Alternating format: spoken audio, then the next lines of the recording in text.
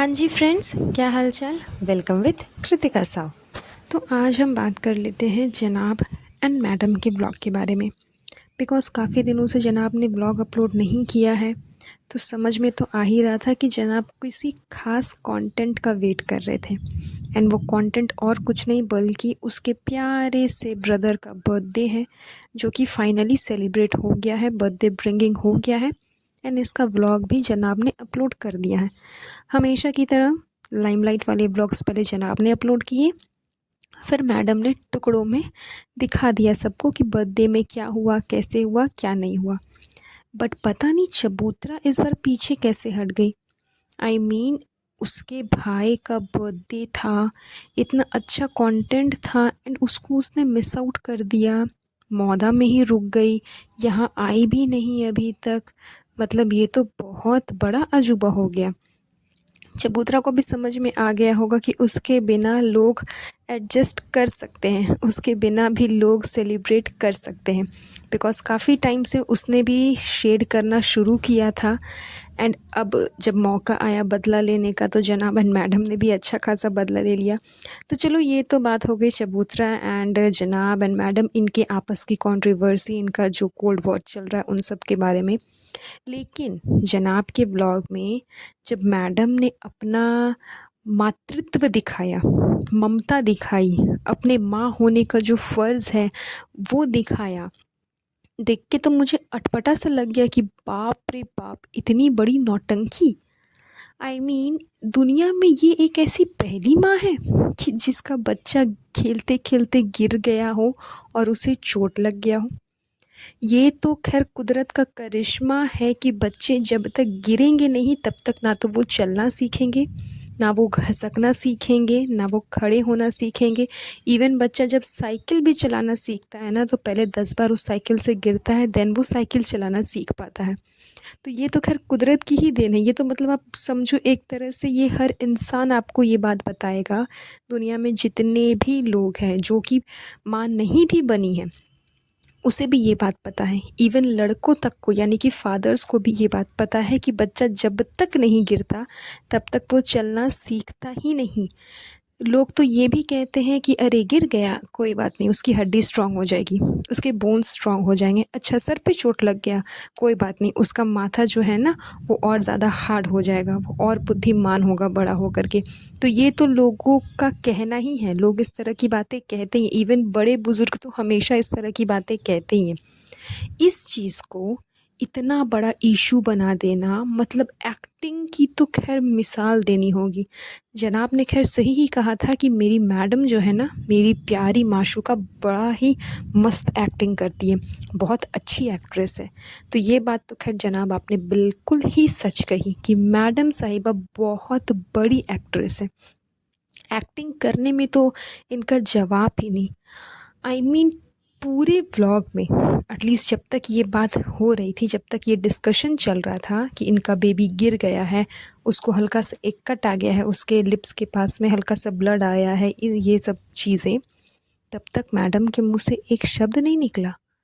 मतलब मैडम ने जैसे कि मौन व्रत धारण कर लिया था, एकदम चुप्पी साध ली थी कि तो मैं तो कुछ बोलूँगी ही नहीं, वरना लोग सोचेंगे कि नहीं नहीं, मैडम को कोई फ़र्क ही नहीं पड़ रहा है कि हाँ उसका बेबी गिर गया है, उसे चोट लग गया है, ये हो गया है, वो हो गया है।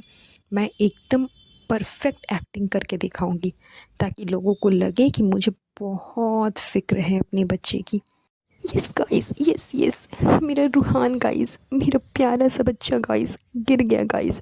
मतलब मैं अपने बच्चे को बिल्कुल भी नहीं छोड़ती, ज़रा सा भी नहीं छोड़ती कि वो कहीं भी जाए, किसी के पास में भी जाए, और मेरे होते हुए मेरा बच्चा गिर गया गाइस। तो आप लोग समझ सकते हो कि मुझे कितनी तकलीफ़ हो रही होगी गाइस। तो ये चीज़ शो ऑफ करना ज़रूरी है, वरना लोग मुझे मदरहुड मदरहुड मदरहुड पे मैं जो हर हमेशा लेक्चर देती हूँ, वो लोग मुझे पलट करके ताना मारेंगे, बोलेंगे तुम कैसी सुपर मॉम हो कि अपने बच्चे की केयर नहीं कर सकती गाइस। इसलिए इसलिए ये नौटंकी करनी पड़ती है गाइस, वरना मेरी जैसी माँ जो कि अपनी बेटी को छोड़ दी किसी और के पास में, उसे क्या ही फ़र्क पड़ेगा कि उसका बच्चा गिर गया है। लेकिन फिर भी ये सब नौटंकी करनी पड़ती है गाइस, क्योंकि अभी मैं व्लॉग शूट कर रही हूँ ना गाइस, बस इसी वजह से। मतलब सोचिए कि कितनी बड़ी नौटंकीबाज़ है मैडम। वैसे जब मैडम रो रही थी तब तो जनाब ने शूट नहीं किया, कम से कम तब शूट करते और दिखाते कि मैडम कैसे रोती है, तो लोगों को भी पता चलता कि अरे बाप रे, मैडम को कितनी तकलीफ़ हुई है। जब मैडम का लाफ्टर आप दिखा सकते हो लोगों को कि कितनी मर्दाना हंसी है मैडम की। मैडम ने खुद ही कहा है कि आप मुझे बोलते हो कि तुम्हारी तो मर्दाना हंसी है। तो जब वो लाफ्टर आप लोगों को दिखा सकते हो तो मैडम का रोना धोना भी दिखा देते, कम से कम लोग बिलीव कर लेते कि हाँ, अब समझ आ रहा है कि मैडम एक पक्की सुपर मॉम है, उन्हें बहुत तकलीफ़ हो रही है उनके बच्चे की चोट से। तो ये सब नौटंकी सिर्फ अपने आप को सुपर मॉम साबित करने के लिए है, क्योंकि इस बात का कोई पॉइंट ही नहीं है। बच्चा गिरेगा ही गिरेगा, जब तक नहीं गिरेगा तब तक वो चलना नहीं सीखेगा।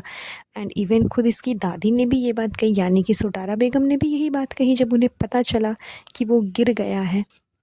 उसने भी यही बात कही कि जब तक वो गिरेगा नहीं तब तक वो चलना कहाँ से सीखेगा। ये लोग तो बच्चे को कैद करके रखते हैं एक कमरे में, एक रूम में, एक घर के अंदर।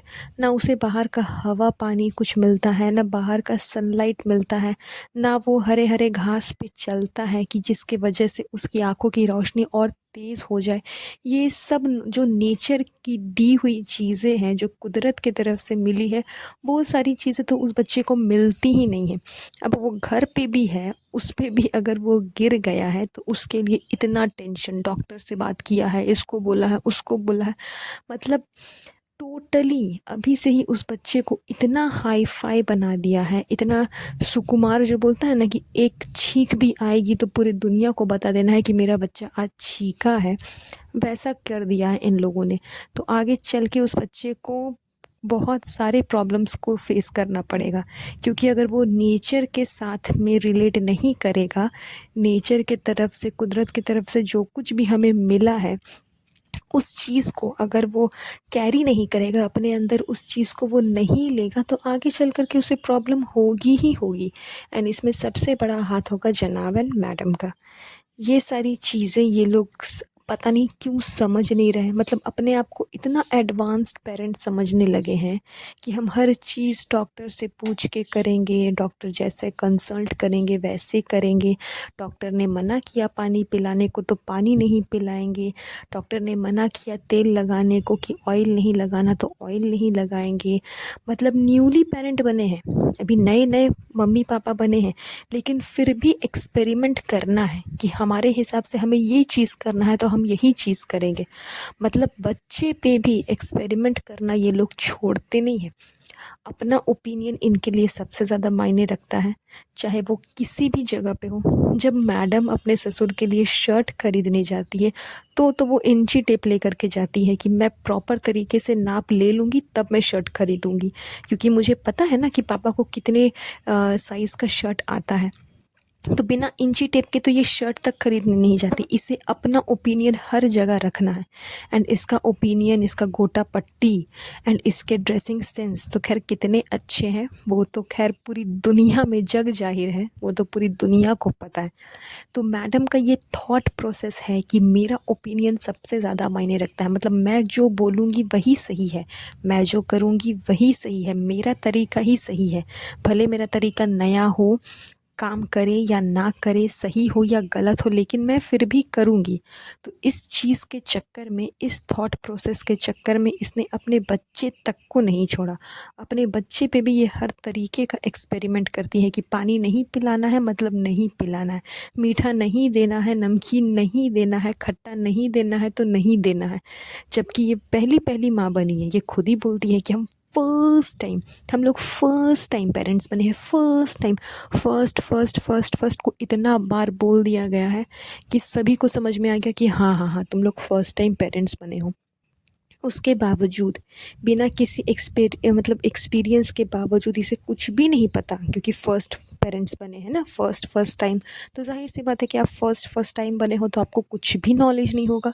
नॉलेज नहीं होने के बावजूद अलग अलग एक्सपेरिमेंट करना है, अपना ओपिनियन देना है, अपने हिसाब से सारी चीज़ें करना है, जो कि चीज़ें जनाब हमेशा करते रहते हैं। तो उन्हें अपने हिसाब से सारी चीज़ें करना है। एंड उन्हीं चीज़ों के चक्कर में आगे जा कर के इतनी बड़ी चीज़ चीज़ें हो जाएंगी कि जिसको रूहान को फेस करना पड़ेगा और ये लोग बैठ कर के चीज़ें ही करते रह जाएंगे। तो आई होप कि ये लोग संभल जाएं, सुधर जाएं और रूहान को बख्श दें। तो खैर ये तो है इनकी हरकतें जो इनके व्लॉग में साफ नज़र आती है। तो चलिए आज का ये पॉडकास्ट हम ज़्यादा लंबा नहीं करेंगे, ये पॉडकास्ट मैं यहीं पर एंड करती हूँ। बहुत जल्द मिलूँगी आप लोगों से एक नए पॉडकास्ट पे। तब तक के लिए अपना ध्यान रखें। Have a nice day. Bye bye.